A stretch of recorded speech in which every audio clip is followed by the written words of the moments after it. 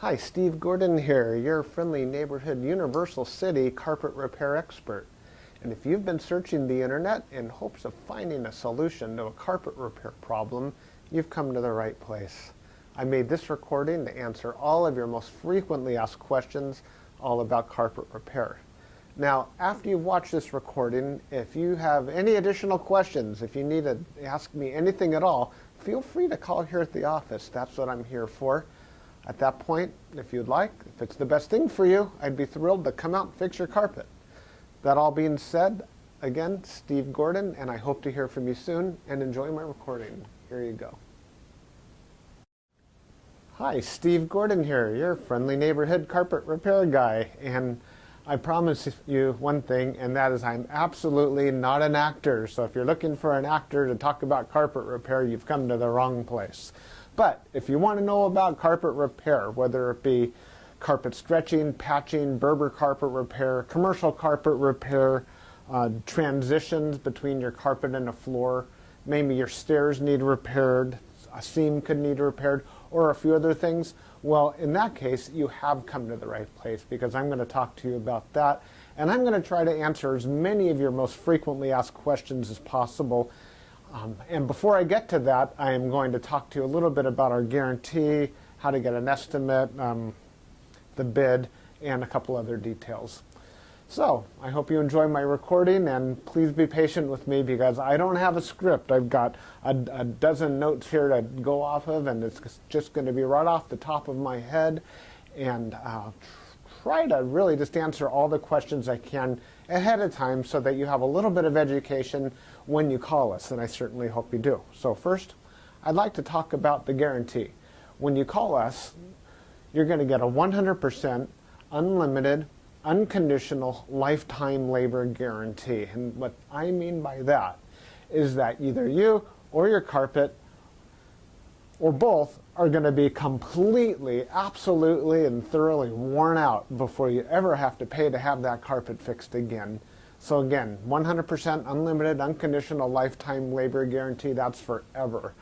How you get your estimate in the first place is after you watch this recording, give us a call here at the office, and we're going to give you something like a phone guesstimate. We'll give you an idea of what you might expect to pay. We might tell you something like between $150 and $300, or we might say between $200 and $400, or something like that. We're not going to know exactly, or even not even all that close, how much it's going to cost to have us fix your carpet for you. So if you feel like we're in the right sort of price range, then we're going to schedule an appointment to come on out and actually give you an absolutely free, no obligation bid. At that point, if you feel the bid is fair, and I'm sure you will because it's our business model to give you a fair price so that we could do the job right then and there all in one trip. We would really love to just do it in one trip. Now, I understand that sometimes you need to get a bid on one trip and then come back at a different time, have us come back at a different time to actually do the work. But by and large, it's normally best to just get it all done all in one trip, and that's how we'll give you the best price as well. After all, driving out to your place once is going to be less expensive for both of us than it would be to drive out to your place 2 or more times. Now, another thing about the absolutely free, no obligation bid is at that point we're going to actually have an opportunity to see the work. We're going to see exactly what needs to be done because you see, when you call us on the phone, even though you think you've explained the situation thoroughly, it's very likely that either myself or one of my assistants here that helps me answer the phone won't really understand exactly what we're dealing with until we actually see it. And so that's why we really do want to come out and give you a bid in person. And by the way, if you don't like the bid, if you don't think it's fair, we're going to walk away absolutely empty-handed, and that makes us sad. So sad, because we want to be out there, we want to fix your problem and put a check in our pocket and go off to the next one. After all, this is what we do for a living. This is how we feed our families. Speaking about money, please don't pay cash. We would really prefer that you pay with a check made out to Creative Carpet Repair, or use a credit card. You can call in the office with a credit card. So cash, it's against the agreement I've made with all my contractors. Now, If you work with me directly, if I'm the actual contractor that shows up to your house and you want to pay me cash, I'm happy to take it. But for any other contractor throughout my entire company, please don't pay cash. Now, I want to talk a little bit about the carpet repairs. I've got a little bit of housekeeping out of the way. Let's talk about carpet stretching. Most people wonder why their carpet is all rippled up. So if you look out at your carpet and you see more waves than the ocean, or it's more rippled up than you can believe, and there's peaks and valleys in your carpet and you're getting seasick just looking at it, or if it's a trip hazard, there's a real good chance that your carpet was never stretched in tight enough to begin with. You see, whoever stretched your carpet the first time around more than likely didn't use a power stretcher. Now what a power stretcher is a pole that it butts up against one wall on one side of the room, and this pole runs all the way across the room to a head that's on the other side. And when we push down on this handle, the carpet gets stretched, and it gets stretched so tight that we have no doubt at all that we're going to be able to live up to that unlimited, unconditional lifetime waiver guarantee. That carpet will never ripple up again. You have my absolute word of honor on that. And if I'm wrong, we'll do it again for no charge at all. When we stretch carpet in a room, it's always best to have the room completely empty.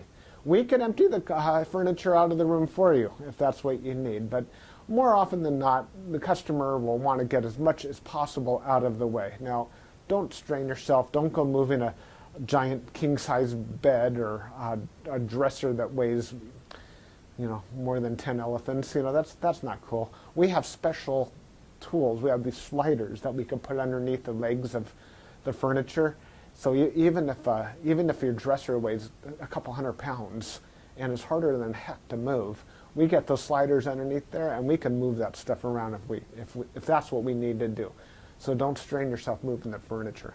Also, if you have a king-size bed and it's just completely unreasonable for whatever reason to move that bed, quite often we could stretch the carpet in that room without moving the bed. It's a lot more work. Those poles that I spoke about, they go actually underneath the bed, so we stretch the carpet right underneath the bed to the other wall. And it's a lot harder. It takes us a lot more time and effort, but it can be done. So that's a little bit about carpet stretching. We use a power stretcher. We don't just kick it in with our little Susie Homemaker little knee kicker, and it leaves a little bit of extra carpet at the end. We cut off that excess, and you'll see how much carpet we cut off when we're done. We throw it in a bag, and we tuck in the carpet along the edge, and boy, life is good. It looks so much better. One thing that you might be aware of when we finish, though, is if you had large ripples, the carpet could be soiled along the top ridge of those ripples more than at the valleys, and that makes sense. Where you're walking, that's where it's going to get more dirt. So after you stretch the carpet is a real good time to have the carpet cleaned. Also, the carpet's out of the room, and the furniture is out of the room, and it's just a great time to clean the carpet. It looks a lot better at that point. Mind you, like I said, this is unscripted, so I'm just going to talk to you about carpet repair. Now let's talk about Berber carpet repair for a minute. Berber carpet repair has rows. Well, Berber carpet has rows. And actually the word Berber carpet, or the name Berber, it isn't exactly accurate. Berber carpet actually comes from a place out in the Middle East, country or countryside, where the area is called Berber, the Berber people or something like that. Anyhow, it's a very expensive rug, Berber rug. That's the actual meaning of the word Berber rug. The Berber carpets that we find today are very similar. There's loops and there's rows, and if you pull on one of those loops, or rows becomes unglued somehow, it can make a run, what we call a Berber run. So when you pull on that thread, it's like it's unzipping right in front of you. It's like, oh my gosh, what has happened? I've got this zipper run going all the way across the room. Now your higher end Berber carpet, that doesn't likely happen. It almost never does. But the lower end, middle of the road and lower end Berber carpet runs all the time. So when we fix a Berber carpet, what we're going to want to do is take out the bad area and patch a new piece in there. Sometimes we could actually weave a little bit of some new loops right into the place where that carpet has come unfurled. But more than likely, we're going to want to put in a Berber patch in that area. One reason that Berber comes apart at the seams is because the carpet was never sealed at the seams well enough to begin with. Your carpet installer that originally installed that carpet was supposed to use a latex sealer or even a glue gun or something to seal the edges of the carpet. Now, if they don't seal the edges of the carpet, that's one reason that Berber carpet is going to unfurl like crazy. So when we put in a patch or fix a Berber carpet, that area gets sealed. Now, we give the unlimited, unconditional lifetime waiver guarantee on Berber carpet as well.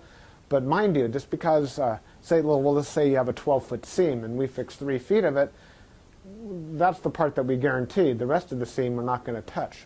And you may have a problem with that in the future. And that's certainly not our business to cover something we've never actually worked on before.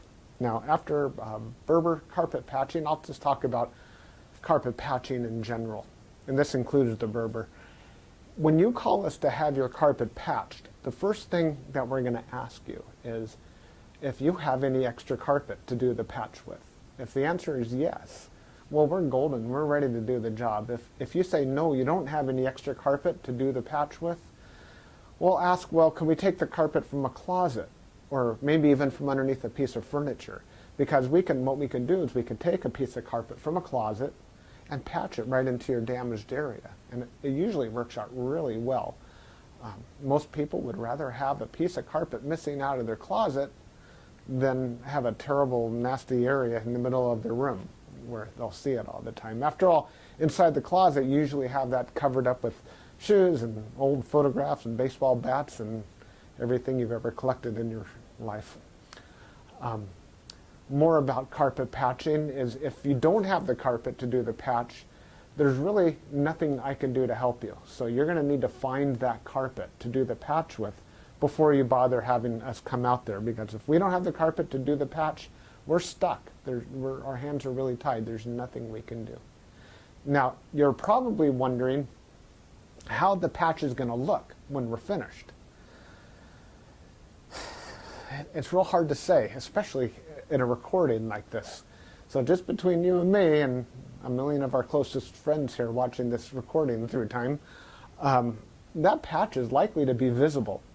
You see, if you take a piece of carpet that's never been walked on, it's never been soiled, it's never seen the light from the window coming in so it hasn't faded out, and you take that brand new looking type of carpet or piece of carpet and patch it in to an area that has been worn, it has been soiled, it has been faded out by the sunlight, well, certainly you're going to see the difference between the new carpet and the older carpet because it's patched right in the middle there. Certainly it's going to look a lot better than the situation you probably have right now, but patches are visible. Another reason a patch might be visible would be because, well, thick carpet, thick nap or plush carpet hides the seams quite well. A short nap carpet, like a Berber carpet, for example, or any of the commercial type carpets, they're very short nap. They show the seams far more.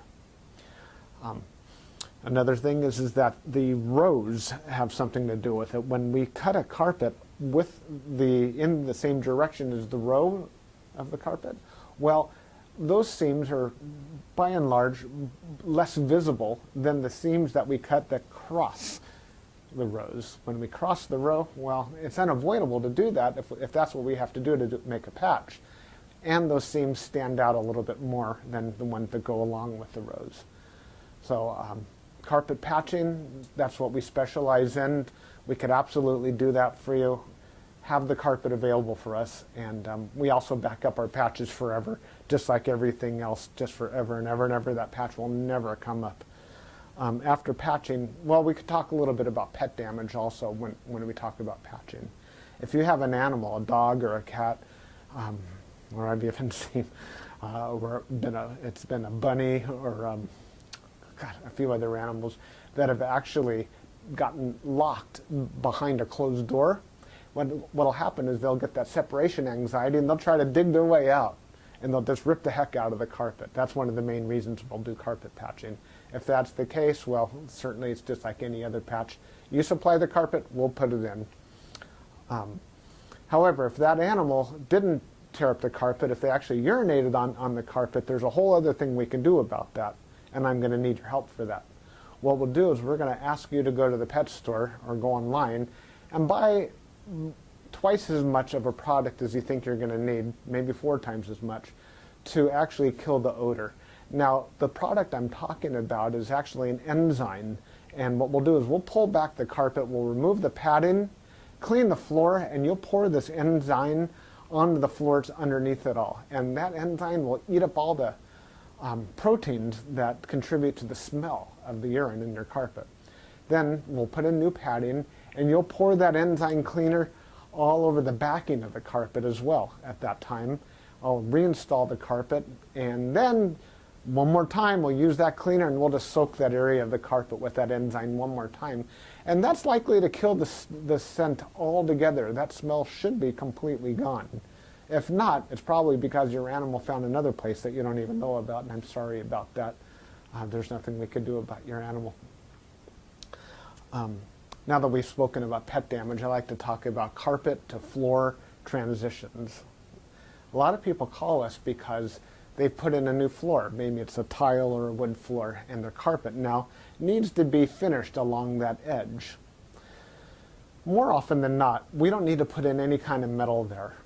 There's a lot of different types of situations where you do want a metal. If you have an apartment building and you want the carpet to last a long time, between the carpet and, say, for example, a linoleum floor, we can put some metal there. There are flat metals. They're the type of metals that they're called, I've called them beat-down metals before. I'm not sure exactly what they're called. Beat-down metals, they're gold and they're silver, and the carpet goes right in there and it gets hammered down, gives a nice clean edge, and it protects the edge of the carpet for a very long time.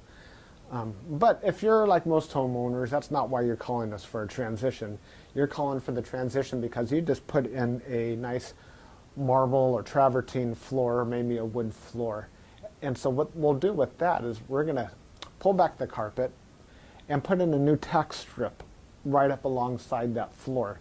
Now that floor is going to be holding the place as if it were a wall. So here's your floor, here's your tack strip right in front of it. We're going to pull the carpet over that tack strip and tuck it in right there. So all you're going to see is a nice smooth transition between the carpet and the floor. Now, many times when you put in a new floor, it's important to put in some work into the subfloor underneath, and that might include using hardy backer or some other type of material that raises the floor up even higher than it would have been. So let's just say, for example, you've got a 1/2 inch new tile and another 1/4 inch of underneath there of a hardy backer, or it could even be more. It could be 3/4 of an inch altogether, or even more, that is higher than the carpet. That's extreme. It's usually not that high, but let's just say it is. If we just bring the carpet up and end it right there, well, you're going to stub your toe against that thing. You're going to be cursing to holy high heaven every time you do that. It's just not fun at all. Trust me, it's not. You'll understand if you ever do that. What we're going to want to do in that case is one of two different solutions. We're going to do one of two solutions. One is we can pull back the carpet quite far and use a product like a Fix-All, which is a very fine cement type product. And we're going to feather in a nice ramped area, so we raise the level of the floor slowly up to meet it. What's great about that is the floor and the carpet will be at the same level, then you won't stub your toe. What's not so great about that is when you're walking up that little ramped area, well, you feel like you're walking uphill. There's really no way around that I know of outside of pulling out all your carpet and floating a whole new layer of concrete, self-leveling concrete on the entire concrete floor and underneath. That's a lot of work. It's possible that would be the perfect way to do it if I were working on a $10 million home in Beverly Hills, that's probably what I would be doing. I would be raising the entire floor to be level with, so the carpet could be level with the floor. But here in the real world, what we'll normally do is rise it up with some Fix-All, or we could do it even easier. We could use shingles, cedar shingles. Cedar shingles are about that long, and that makes a nice little ramp up. And it normally works just beautifully. It's quick, it's easy, we can get it all done in one trip. So we're going to raise the level of the carpet right up to the level of the floor, and you're just going to be happy as can be about that. Some transitions are round, curved. Other transitions could be squared. There's 100 types of transitions out there. And if you look on the internet under carpet to floor transitions, you're going to see a lot of examples. Perhaps even on my website, you can see some other examples. And so when you call us, you can explain what you're dealing with, and that would help us with the program here. Stairs. So, do you have a problem with the carpet on your stairs? I did a job like this just today, where the cat had actually torn away the corners of almost every stair all the way up the stairway. The lady was not happy about this. My solution to this was that, well, first of all, I asked her, do you have any extra carpet? And the answer was yes. You can take the carpet out of a closet.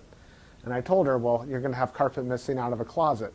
And she said, well, that's fine. You can put this carpet in the closet. So she had something that didn't match at all. And she didn't mind because, well, she just didn't care that the carpet in the closet didn't match halfway through. So I took the carpet out of the closet, and the first thing I did is I completely replaced the first two stairs, because after all, the first stair or two wears out faster than everything else anyhow, and those first two stairs were pretty trashed. Instead of just fixing the little corners, just replace the entire stair if you can. It'll make a world of difference to have something new there. With all the rest of the stairs, I just did these little bitty patches all the way up one side and all the way down the other, and it was just beautiful. I think it gave her probably another 10 years of life to her carpet to fix those stairs. Another thing you could do with stairs, what some of my customers have done, and I love this idea, is replace the entire stairway by, well, let me back up a little bit. Let's just say you have a 3 or 4 bedroom house, and it's the same carpet throughout the entire house, and your stairway is pretty much in the middle of it all. And if you replace the carpet on your stairs, well, it's going to be a slightly different color than the rest of your carpet, and that's going to look low class, and we don't like that, do we? No, we don't. What I would suggest in that case is that we take the smallest room in the house, maybe a small bedroom or nursery, and pull the carpet out completely from the smallest room in the house and buy new carpet for that room. Then we have maybe a 12 by 12 piece of carpet, and we can replace the entire stairway with that carpet. That way it matches the entire rest of the house except for that one room. That'll easily save you $4,000, $5,000, $6,000, $7,000 right there. And it's a lot less work too. So I like that idea. You get a whole new stairway. A lot of people, you walk in the front door and there's the stairway right there. If the stairs look bad, it's hard to recover from that first impression. So take my word for it. That's a really great way of going. Now stairs. Commercial carpet repair. If you have commercial carpet and that needs to be repaired, it either has ripples and waves or it needs a patch. If it's rippled, it might need to be stretched. We've already talked about carpet stretching. On the other hand, it might have a different issue. It could be your commercial carpet was glued down to concrete to begin with. If that's the case, what we do is we actually take a knife and we just cut right down the middle of those ripples, cut right down those bubbles, and we will re-glue the carpet right underneath there and smush it all down, and believe it or not, those bubbles are going to be completely gone. They might be completely invisible when we're finished. You won't even see where we cut it, because where we cut it is exactly where we put it back together. The carpet will be nice and tacky before we push it back down. It's a great solution. But if the carpet needs to be stretched, well, we have to get the power stretcher out, and we'll fix it up that way. Now, if your carpet in your commercial building, say you have an office, is because, let's just say that you removed a wall between two rooms. If that's the case, you may have a strip of carpet that's missing. It's always a great idea to just get a completely different color. So if you have blue commercial carpet, go get a piece of red or black. Just something completely different, because a patch going all the way down through the middle of the room that's just a little bit off, it looks low class again. But if we put a strip of red down the room, or burgundy or black, people walk in and they go, oh yeah, these people have got some class. They got a decorative idea. So that's just my opinion. Use a completely different color if it's something goes all the way across the room. Now if it's just a patch, a small patch for whatever reason, and you have a little extra carpet, we can always patch it in with whatever you have. Seam repair. Good news and bad news. The good news about seam repair is that we can make your carpet so the seam doesn't keep getting worse. The bad news is that if it looks bad now, it's probably not going to ever look good again, regardless of what we do to it. Seams have to be done properly the first time. You see, when we seam a carpet together before it's installed, we'll use a straight edge and we'll cut down both sides of the carpet, and then we're going to seal the carpet on both edges, and then we're going to seam it together, and it'll be perfect. When it's completely cooled down, then we stretch it in. If we go back and try to open up the seam and cut that carpet off and try to bring it together, the chances of it ever looking better are right around 0. So I'm sorry to tell you that your seam repair, we can make it possibly look a little bit better. We can make it stop getting worse. We can make it not be a trip hazard any longer. But don't have your expectations too high when it comes to seam repair. The last thing I want to talk about is flood damage. Now, if you're watching this right now and you've got a flooded out carpet, you are in a world of hurt, and I'm sorry. The first thing I would do if I were you is probably have about 3 fingers of scotch. And then I would go ahead and get an extractor, like a hot water extractor. You can rent them at the just about any rental yard, and just start extracting all the water. Pull back the carpet, get rid of all the padding that's underneath your carpet. Rent a couple of blowers, or as many blowers as you need, and these things, they kind of look like a snail. As a matter of fact, that's their nickname in the field. We call them a snail. And they're shaped like that, and boy do they ever blow. And you can blow dry the whole underneath of your carpet. Set it up and get the carpet completely dry. At that stage, that's when you call us, and we can supply new padding, put a new pad, reinstall your carpet, clean the carpet for you if you're in an area that we do carpet cleaning, and life is good. You can put your furniture back and you'll be happy again. You don't have to do it yourself. If you want to call a company, even ours, depending on your area, can do that extraction for you as well. Now, if it's really flooded, I mean, seriously, like you're ankle deep in water, don't even bother. It's beyond almost everybody's ability. That means that your baseboards are all going to be all wet. A professional company will come in, remove your baseboards, and we don't do that ourselves. They'll remove your baseboards, they'll drill holes in the wall, attach blowers to your walls, and blow dry the entire area, inside the walls and out, the carpet, the floor, the whole shebang. And then we can come in and put the carpet back down at that point. So I hope that I've answered your questions. If you have any additional questions, now that you've heard me talk for the last I don't know how long, feel free to call me here at the office. I would be just tickled pink to hear from you. If I'm not here, one of my assistants, whoever answers the phone, will be well trained and will be able to answer any questions that you have about carpet repair. And then at that point, we'll be absolutely positively honored if you would have us just come on out to your place and fix your carpet for you. And that's all I have to say. Again, I'm Steve Gordon, and I promised I wasn't an actor, and by now you believe it. I'm a carpet repair guy, and I'll be looking forward to hearing from you, so please call me. Thanks. Bye-bye.